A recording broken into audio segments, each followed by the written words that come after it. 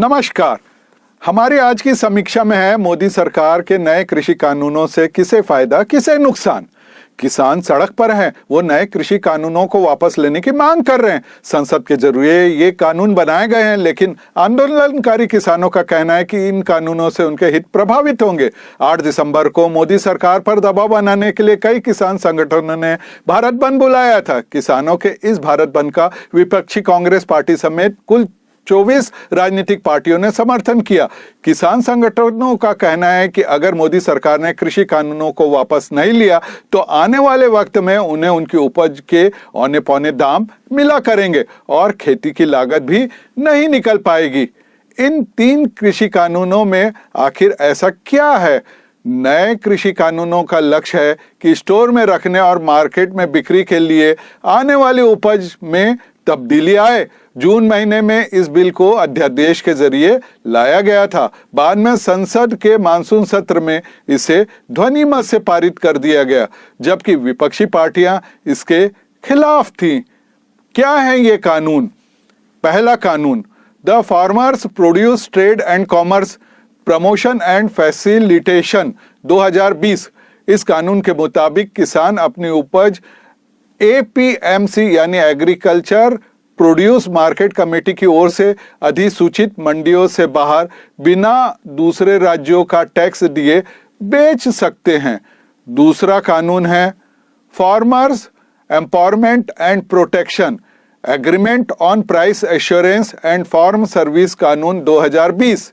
इसके अनुसार किसान अनुबंध वाली खेती कर सकते हैं और सीधे उसकी मार्केटिंग कर सकते हैं। तीसरा कानून, एसेंशियल कमोडिटीज अमेंडमेंट कानून 2020। इसमें उत्पादन स्टोरेज के अलावा अनाज, दाल, खाने का तेल, प्याज की बिक्री को छोड़कर असाधारण परिस्थितियों को छोड़कर नियंत्रण मुक्त कर दिया गया है। सरकार का तर्क है कि नए कानून से किसानों को ज्यादा विकल्प मिलेंगे और कीमत को लेकर भी अच्छी प्रतिस्पर्धा होगी।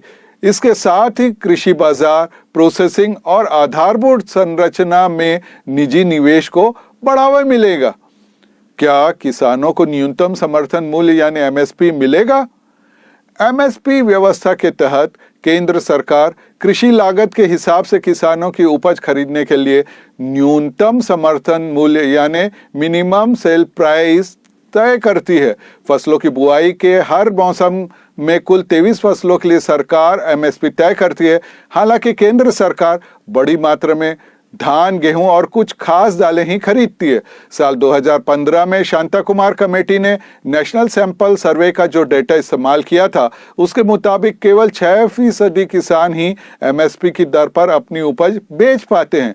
केंद्र सरकार के इन तीनों नए कानूनों से एमएसपी सीधे तौर पर प्रभावित नहीं होते हैं।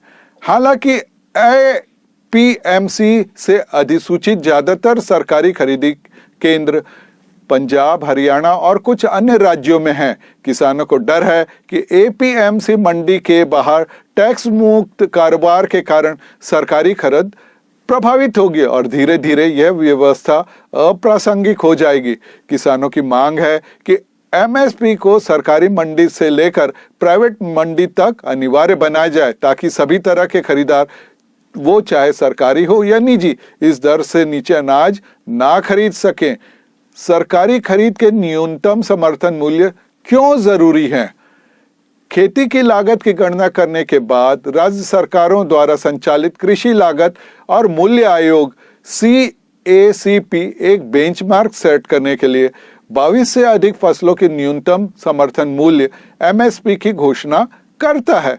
CACP हालांकि हर साल अधिकांश फसलों के लिए MSP की घोषणा करता है, मगर राज्यों द्वारा संचालित अनाज खरीद की एजेंसियां और भारतीय खाद्य निगम यानी FCI भंडारण और धनराशि की कमी के कारण उन कीमतों पर केवल चावल और गेहूं ही खरीदते हैं। MSP पर किसानों से चावल और गेहूं खरीदने के बाद FCI गरीबों को रियायती मूल्यों पर राशन बेचता है और सरकार FCI के नुकसान की भरपाई करती है।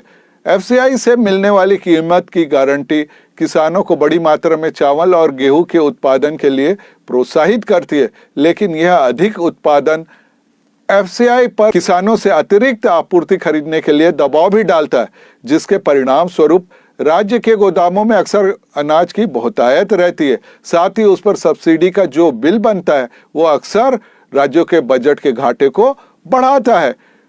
चावल और गेहूं का विशाल भंडार होने के बावजूद एफसीआई के लिए इनका निर्यात करना एक बड़ी चुनौती रहा है। ऐसे में भंडारण की लागत और हर वर्ष बढ़ने वाली एमएसपी एफसीआई के लिए गेहूं और चावल की कीमतों को और अधिक महंगा बना देती है, जिससे विदेशी बिक्री फायदे का सौदा नहीं रह जाता है। कभी कभार भारत सरकार राजनयिक सौदों के माध्यम से दूसरे देशों को चावल और गेहूं की थोड़ी मात्रा भेजती रहती है, फिर भी एफसीआई के गोदाम भरे ही रहते हैं।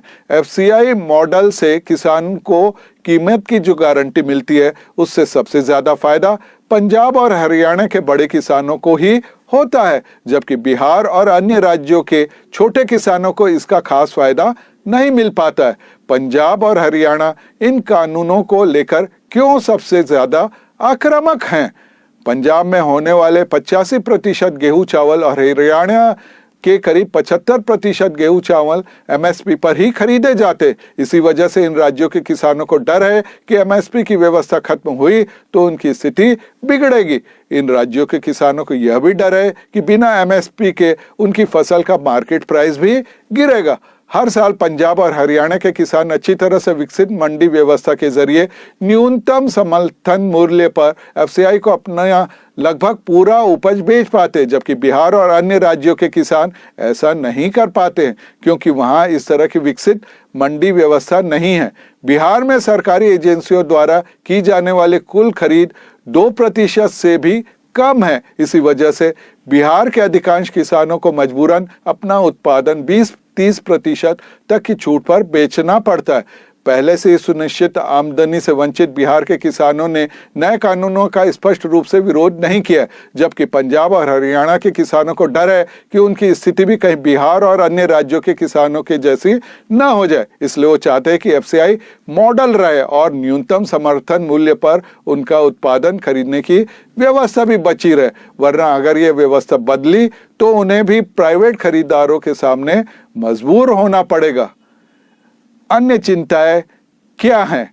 राज्य सरकारें मंडी टैक्स में गिरावट की संभावनाओं को लेकर बहुत चिंतित है। गैर बीजेपी शासित के प्रदेशों ने खुलकर कहा है कि इन कानूनों से उन्हें टैक्स का बड़ा घाटा होगा। भारत के विभिन्न राज्यों में मंडी टैक्स 1 से लेकर 8.5% तक है, जो राज्य सरकारों के खाते में जाता है।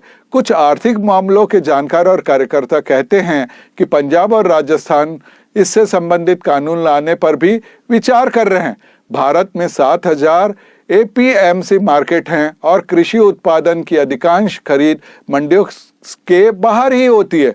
बिहार, केरल और मणिपुर ने एपीएमसी सिस्टम को लागू ही नहीं किया। फसल स्टॉक की अनुमति को लेकर भी काफी चिंता है। माना गया है कि इससे कृषि क्षेत्र में जरूरी निवेश तो आएगा, पर छोटे किसानों को इससे फायदा होगा। इसकी संभावना बहुत कम है, क्योंकि वो बड़े निवेशकों से मोलभाव करने की स्थिति में नहीं होंगे।